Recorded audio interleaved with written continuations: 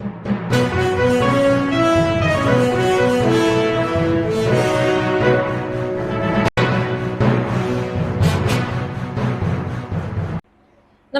मैं हूं अनुष्का और आप देख रहे हैं अंबर टाइम्स। आइए रुक करते हैं खबरों की। उज्जैन संभाग के आईजी उमेश जोगा मंगलवार को रतलाम पहुंचे, जहां उन्होंने पुलिस अधिकारियों की बैठक लेकर आगामी त्योहारों के दौरान सतर्कता बरतने के निर्देश दिए। कहा कि धुलंडी और रमजान का जुम्मा एक साथ होने के कारण मुस्लिम को अतिरिक्त मुस्तैदी दिखानी होगी। आईजी जोगा ने एसपी अमित कुमार, डीआईजी मनोज सिंह और अन्य पुलिस अधिकारियों के साथ बैठक कर कानून व्यवस्था की समीक्षा की। उन्होंने सोशल मीडिया पर अफवाहों पर नजर रखने, ग्राम व नगर सुरक्षा समितियों को सक्रिय रखने और थाना प्रभारियों को अपने क्षेत्रों में अलर्ट रहने को कहा। आईजी के निर्देशों के बाद एसपी अमित कुमार ने भी पुलिस अधिकारियों की बैठक ली और सुरक्षा व्यवस्था को मजबूत करने पर जोर दिया। उन्होंने कहा कि होली और रमजान के दौरान अतिरिक्त पुलिस बल तैनात रहेगा और सोशल मीडिया पर निगरानी बढ़ाई जाएगी।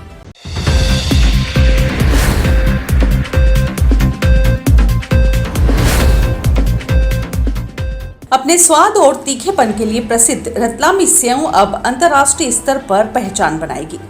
रतलामी नमकीन को व्यावसायिक स्वरूप दिया जाएगा। बजट में इस बात की घोषणा प्रदेश के वित्त मंत्री जगदीश देवड़ा ने की है।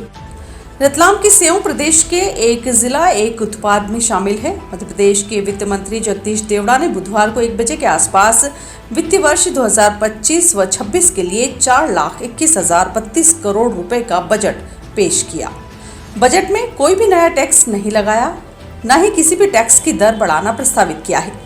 सरकार ने कोई नया टैक्स नहीं लगाया है, पुराने टैक्स में बढ़ोतरी भी नहीं की है, लेकिन किसी प्रकार से कोई रियायत भी नहीं दी है। इसलिए इस बजट से आम आदमी की जरूरत का कोई सामान सस्ता या महंगा नहीं होगा। वहीं बजट में बताया कि उज्जैन जावरा 4 लेन का निर्माण किया जाएगा। 4 लेन को उज्जैन, इंदौर एवं आसपास के क्षेत्र मुंबई, दिल्ली 8 लेन कॉरिडोर से जोड़ा जाएगा।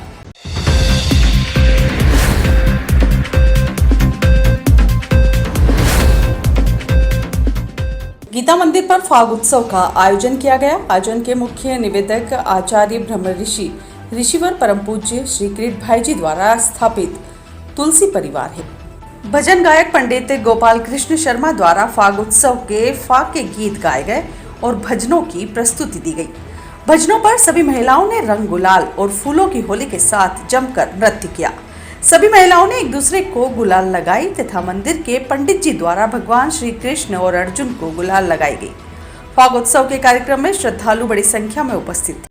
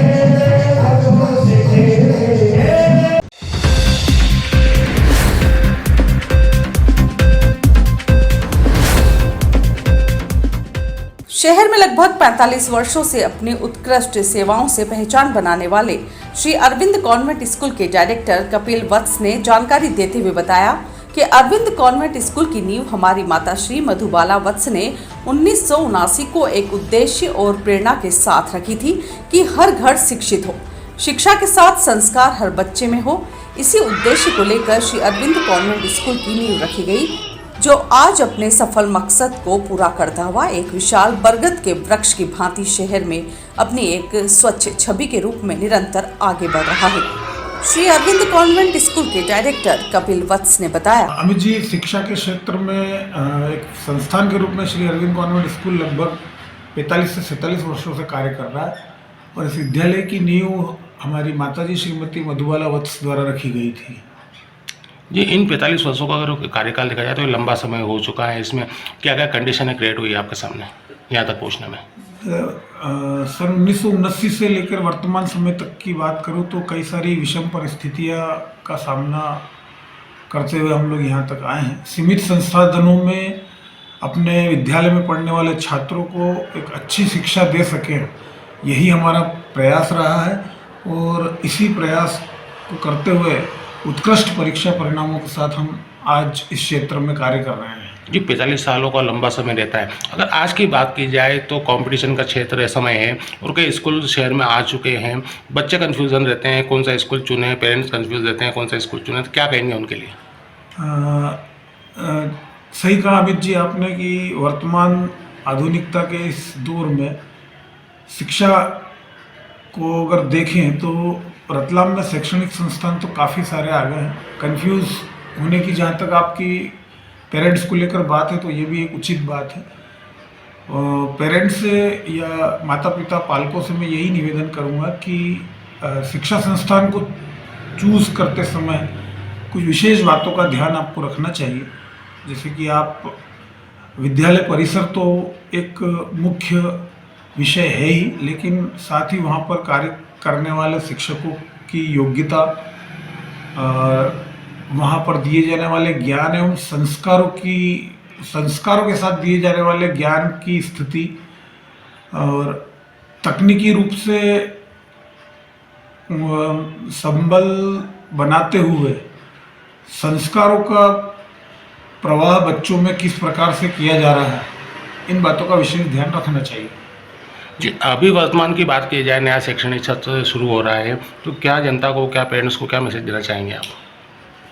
देखिए बच्चों के लिए तो मेरा ये संदेश है कि वर्तमान दौर तकनीकी एवं तकनीकी विशेष रूप से तकनीकी का दौर है, लेकिन तकनीकी का उपयोग एक सीमा में तय किया जाए तो ये उनके भविष्य के लिए ठीक होगा। सफलता का एक ही माध्यम है, मेहनत और लगन, और ज्ञान ही वह एकमात्र माध्यम है जो आपके अस्तित्व को तय करता है। तो ये तो बच्चों के लिए है। माता पिता के लिए मैं यही कहना चाहूँगा, पेरेंट्स के लिए, कि वे एक ऐसा शैक्षणिक संस्थान अपने बच्चों के लिए व्यवस्था करें जहाँ पर उनके बच्चों को संस्कार, ज्ञान तो मिले ही मिले, लेकिन वे उस ज्ञान का अपने जीवन में व्यावहारिक तौर पर उपयोग कर सके, इस बात का विशेष ध्यान रखते हुए अपने जहाँ पर भी अपने बच्चों को वे प्रवेश दिलवाने जा रहे हैं, इन सब चीज़ों का परीक्षण करते हुए ही अपने बच्चों को प्रवेश दिलवाएं।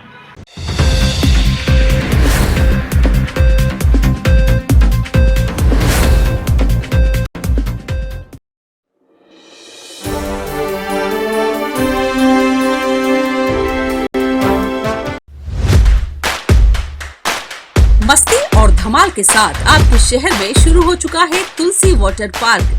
फैमिली और फ्रेंड्स के लिए special facility.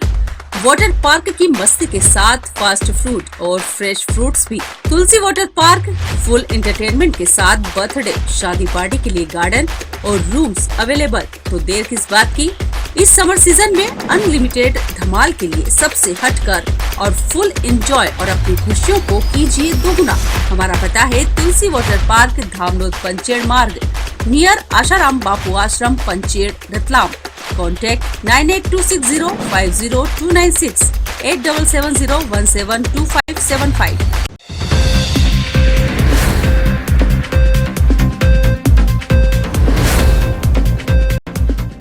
PM college of excellence में व्याप्त विभिन्न समस्याओं को लेकर विद्यार्थी नाराज हो गए और कॉलेज में धरना दिया। इस दौरान जमकर नारे लगाए। नाराज विद्यार्थियों ने नारेबाजी के बाद ज्ञापन प्राचार्य को सौंपा। समस्या का निराकरण नहीं होने पर आंदोलन की चेतावनी दी।